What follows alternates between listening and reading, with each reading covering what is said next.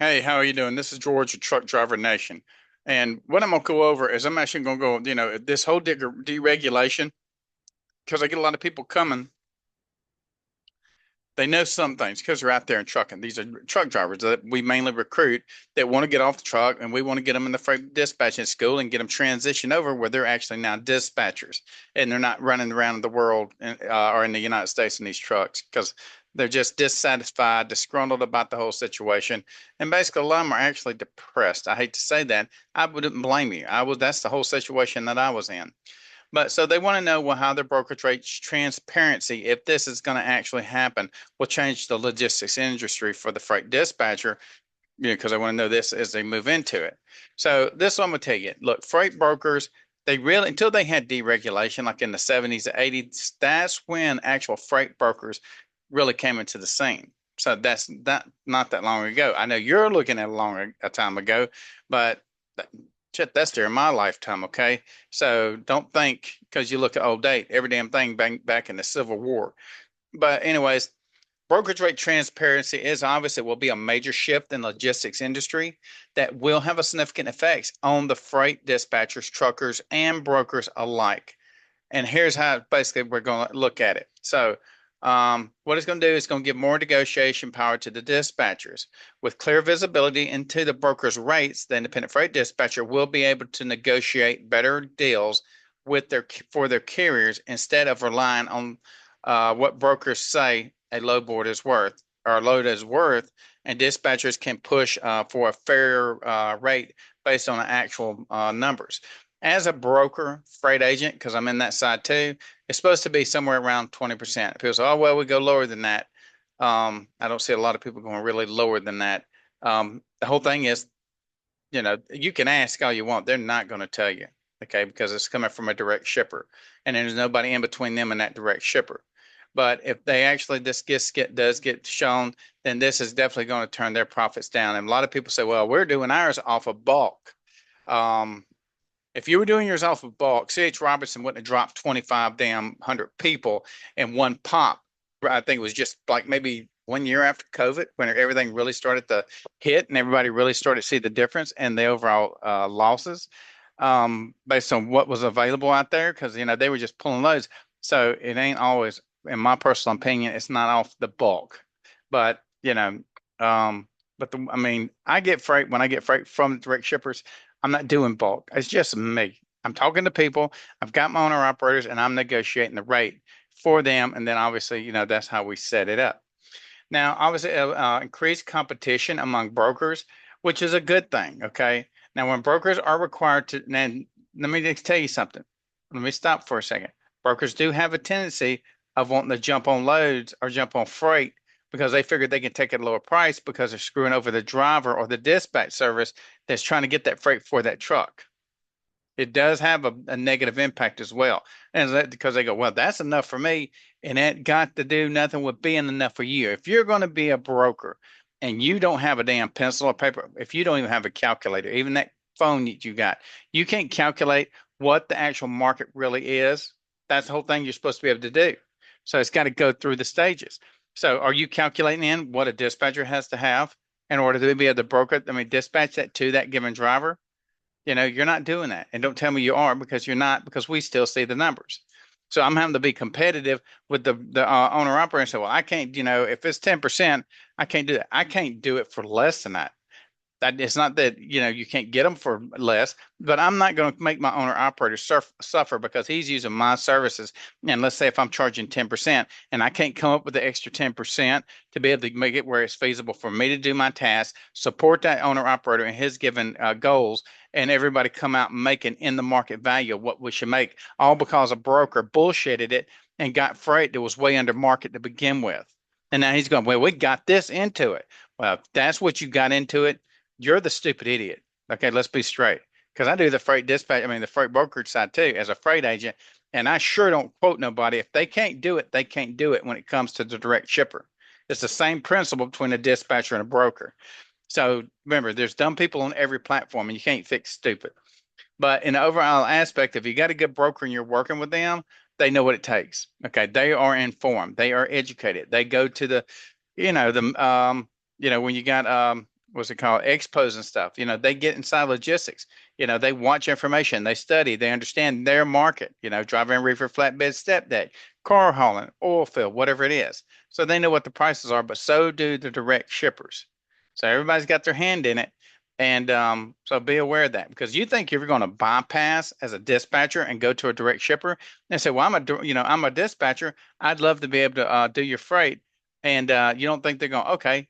So, and you think you're going to take that money that was actually in there for the brokerage, then you're going to increase it by X number of percentage, and then it's going to come out in that end. That automatically, that given direct shipper is going to say, well, you know what? Then we know what you make as a dispatcher. Then we should be able to make more money on our end and have to get to pay you less in order to get that freight move, because now there's no brokerage in the way. But it doesn't mean they're going to say pass on that deal to you as a like you're a freight broker in most instances. So you're better off being a freight broker and getting what's needed. And in that sense, you can actually make money off of it from being a freight agent, and then still have your dispatch service and run it through them. And that dispatcher makes what you'll make a percentage off of it if you own the independent freight dispatch service. I hope that didn't just confuse everybody. That would be really sucky, but that's the truth. If you can see how the flow of cash works analytically, and then you'll be able to understand, well, how that works out cash wise to feed everybody from the shipper all the way down through the truck driver. And so now we're talking about increased competition among brokers. When brokers are required to disclose their margins, competition will rise. Broker who previously took excessive cuts may lose business to more transparent and fair brokers. This could lead to the better rates for truckers and the dispatchers who negotiate on their behalf. Exactly what I just said. So, that's the whole problem that we're dealing with now. And people say, well, the market's just out of sync. How is it that I'm finding the freight? Okay. So if I can find the freight, and I'm teaching a school at the same time, and I got time, and I do this myself, right? I got one person that helps me on the back end that does inbound, outbound, but I'm afraid I'm gonna have to fire him because all of a sudden he's then got lazy, and I can't deal with that. I'm not going to carry somebody's load. You're a grown ass man. So the same principle goes when you're doing this. So I have to keep my market up because I represent owner operators, and that's what they pay me for because I work for them. So, like I'll tell everybody, everybody's got a boss. Higher earnings for truckers and dispatchers as brokers adjust their pricing models to be more competitive. Truckers and their dispatchers could see an increase in earnings instead of brokers pocketing a large portion of the load's values. Drivers and dispatchers will receive a fair share of the freight costs. Potentials for more direct carrier relationships. Now, if the brokers are forced to be more transparent, carriers might bypass them entirely and work directly with shippers. You should be doing this already. This could create an opportunity for dispatchers to expand their roles, helping carriers establish direct shipper contracts rather than relying on brokers. I don't rely on a broker. I can promise you that one. Challenges for new or smaller dispatchers. So let's go over this. This is going to be for basically new dispatchers or smaller company like my service. I'm a small dispatch service. I'm not trying to conquer the world. I don't want to have a bunch of people under me looking to me. I just want the group that I deal with. Everybody have sense about themselves to understand how this works. And I do actually end up training dispatchers on the stuff that has nothing to do with just being a dispatcher, because the more they know, the stronger it makes my team. All right, we're going to look at on the downside, newer or smaller independent dispatchers may find it harder to compete. Large brokerages might adjust their business models in ways that make it more difficult for independent dispatchers to access loads without direct carrier relationships. So if you got to learn how to do direct carrier relationships, you already should have been learning that before now. Because if you're leaning on the load boards, we're just going to do the load boards every day, then that's one of the reasons you're having a hard time keeping the freight, the overall gross revenue up anyways per week for that given owner operator or that carrier.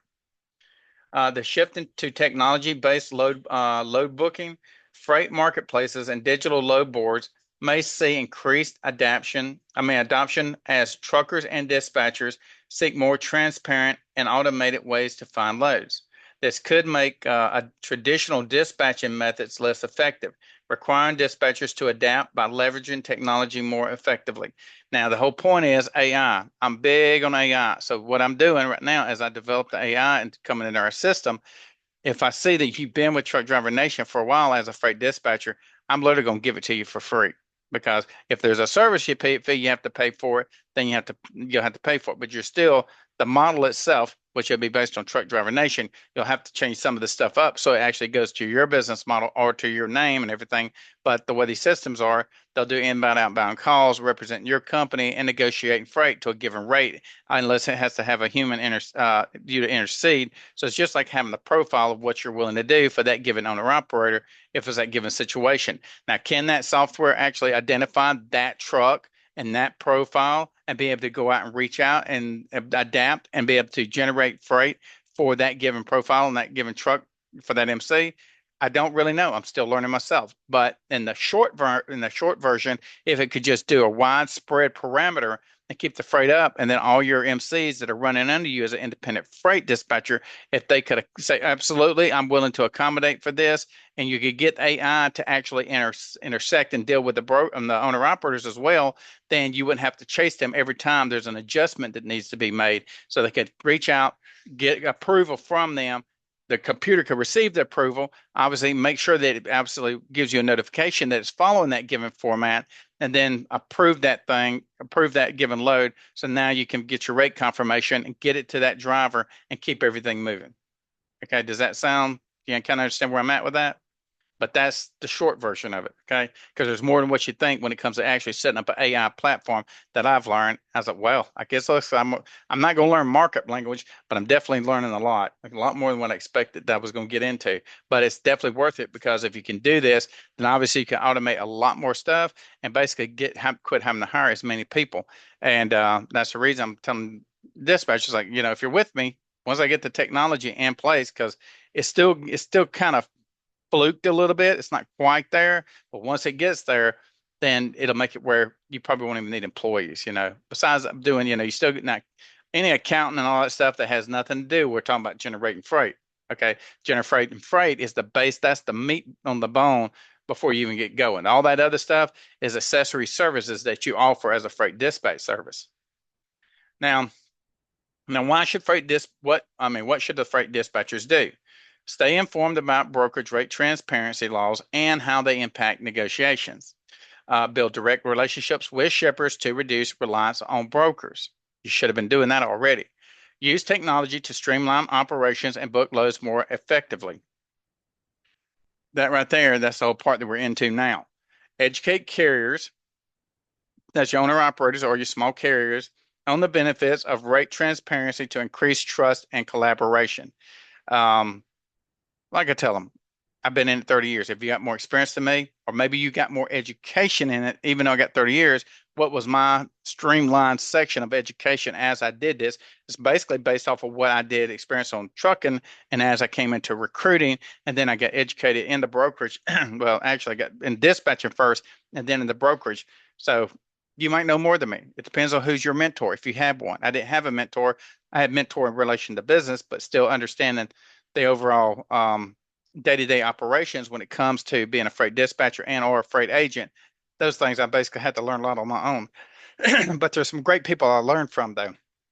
I shouldn't say that it was all on my own because I actually did learn from other people. Because like I tell people, I play guitar and I never play better unless I'm playing with people that are better than me. Otherwise, I'm sitting there strumming on the same damn songs, the same concepts, the same view of how I play music. What kind of techniques, equipment, it's the same thing, but you transcribe all that over into logistics. Now, brokerage rate transparency is likely to reshape the logistics industry by reducing hidden broker fees, increasing competition, and improving earnings for the truckers and the dispatchers. So this is basically a recap. Now, while there will be challenges, independent dispatchers who adapt to these changes can position themselves for the long-term success. So absolutely right. So keep that in mind. This is not just a dead-end investment of your time. If you're not going to invest into yourself, you think investing in other people is your real calling? I invest into myself first, and then when I've learned, I'm willing to share it with you. Okay. I'm always first. That's just the way it is. I don't even care if it's my wife, my brothers, my nephews, everybody that I teach this stuff.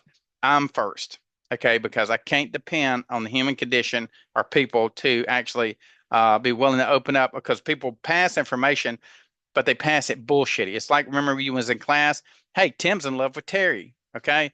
All right, you run that shit around 36 students. By the time you get to the end of it, tacos are on sale at Taco Bell for 29 cents. It had nothing to do with the original message. So keep that in mind when you're doing this. Now, let's see. Give me 1 second. Will access to brokerage freight rates. Okay, so more negotiating power. So this is basically what I was looking at was how would this actually show up for us to understand and see how this is going to be how we're going to be able to see it. So I'm going to go through this whole section here. This might be a recap or double mention information, but I don't want to go through here and edit it right now while you did it because yeah, I was trying to get this information in because somebody asked me. I said I'll get one done for you real quick. So when I build these videos, I share it with everybody. Broker trade transparency is set to disrupt the logistics industry by revealing the true cost of freight, impacting how independent freight dispatchers, truckers, and brokers operate. More negotiation power for the dispatchers with access to brokerage freight rates. Independent dispatchers will have a stronger position when negotiating the rate for their carriers instead of relying on the broker provided numbers. Dispatchers will use real data and to demand better pay for their drivers. Now, where will the broker rate transparency be available? Although it isn't a single confirmed platform for full transparency yet, rates may become accessible through low boards. Some low boards might start displaying the broker margins. That means how much they're making, what they're saying, the company that they did the direct shipper from to what they're actually doing to show their margins so you'll understand what you can negotiate with. And it's not that I understand whatever. Okay. And they can say it's going to go against the dispatching too. But if I understand what you're accepting, you don't think I don't want you to make money as a broker, but you can't take it where, okay, if I'm got my percentage, I'm set at my percentage, just like you are, but I'm set at a feasible percentage. Okay. But the point is, between me and that owner operator, you can't expect to trim meat off that bone. And then that man down there, which is doing all the work that's keeping your ass in business, don't deserve what he's getting. He's working so much harder than you. I don't care what anybody says, whether it's freight dispatchers, it's the brokerage, or even the direct shippers. I could give a shit who says what in this food chain. The truck driver is the absolute spinal column from the cervical all the way through the coccyx of the life of logistics. It is where the neurotransmitters, the whole signal goes from A to Z. There is nothing else in there that makes the money that keeps everybody's lights on, okay, including the direct shipper. If that man didn't get out there and move that freight, nobody would have nothing. And I'm sorry I sound so abrupt about it, but I was a truck driver. And it's just the way I know because I've seen every section of logistics at this given point, and nobody has impressed me on what they do other than the truck driver.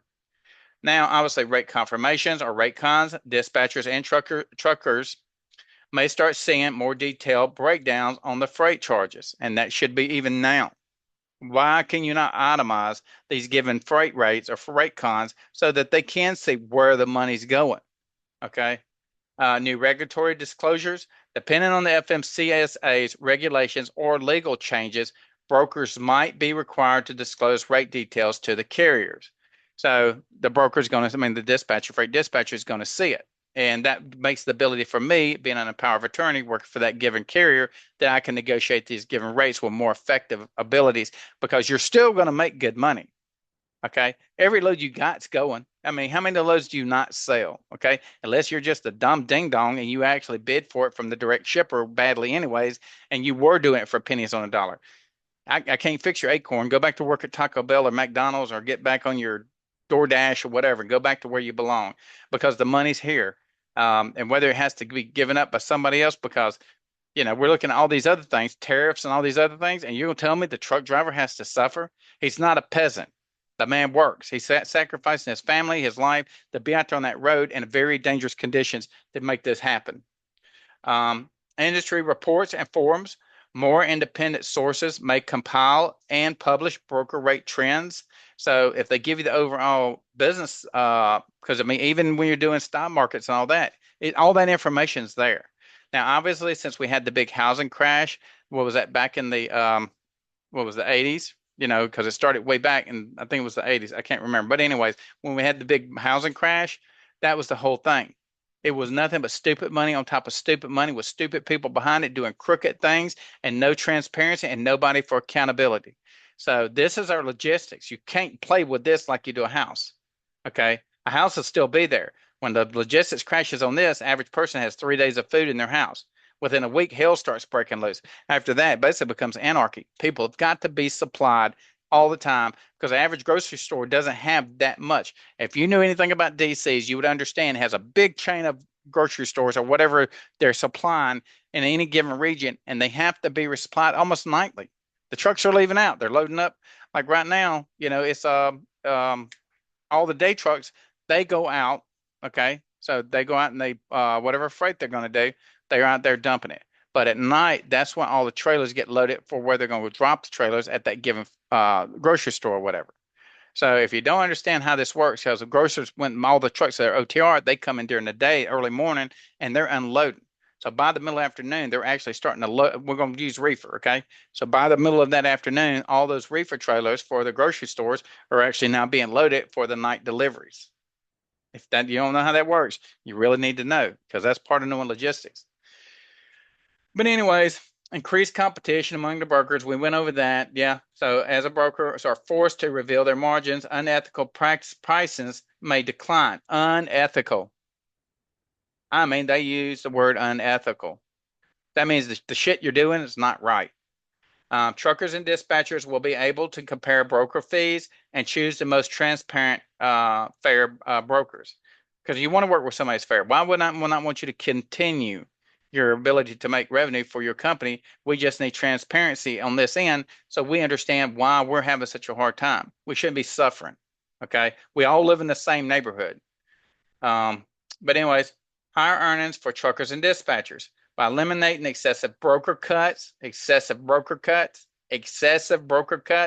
drivers and dispatchers could see higher earnings with greater insight into true freight rates. More money can go forward to the people actually moving the loads.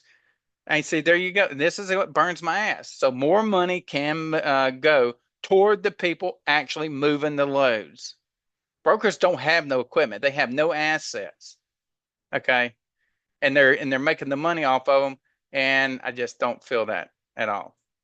But anyways, I hope this gave you some insight. That's about as far as I'm getting into it at this given point. You know, keep your eyes on the FMCSA, new stuff coming out, legislation, TQLs on their asses on fire right now. They're looking real hard to make it transparency. I think Panther is one of the ones from what I heard that they're on them trying to get transparency. So I hope the carriers push. I wish I had money. I wish I was a big carrier. I'd push right there with you. So, you know, we appreciate you big carriers pushing to get transparency. I know it's for your own uh, uh, self, you know, what's it called? Um, your survival. There's actually another term that's a little bit more politer, but I do understand, you know, that's why you're doing it. But you do help more than you. You're helping other people inside the logistics where we're really dependent on you guys to push it all the way through and make it happen. So I'm going to put out a thank you ahead of time if you guys make this get worked out. But anyways, this is going to be where I'm going to leave it at when it comes to what's fixing to happen once the transparency of what the broker rates coming from the direct shippers really looks like. So, but if you got more questions or anything that you may know, please share it to me. Please send the comments. I need information just like I'm trying to give you information. So please give me feedback. But anyways, go to truckdrivernation.com. If you want to be a freight dispatcher, we got the course there. If you need a job, go to the back of truckdrivernation.com. That's where we list all our available trucking positions. As well, you got send us emails to support@truckdrivernation.com. You can call us 210-343-1118, 210-343-1118. As well, we got TikTok, Truck Driver Nation, YouTube, Truck Driver Nation. We're also on LinkedIn, Truck Driver Nation, and Facebook, Truck Driver Nation. What else we got? I think that's going to be about it that I'm thinking of off the top of my head. And we'll kind of leave it at that. But anyways, I appreciate your time. I hope you learned something. I hope you can teach me something as well. Do that like thing if you wouldn't mind, like or subscribe type of deal. We would appreciate it. I don't know how it really helps me yet, but I just know that I hear everybody saying, hey, like and subscribe. So I'm on the bandwagon. They must know something. Obviously, I don't know because I don't claim to know everything on the planet. I know the little world that I've been exposed to, and I strive forward, just like everybody else, to become more proficient at what we do for a living inside logistics. But anyways, thank you so much. Drivers out on the road, please be safe, guys. And I hope everything gets better for us. You know, the market needs to be just leveled out, and that's what we're all hoping for. But anyways, thank you for your time. Thank you for watching this content, and thank you for visiting Truck Driver Nation. Have a blessed day.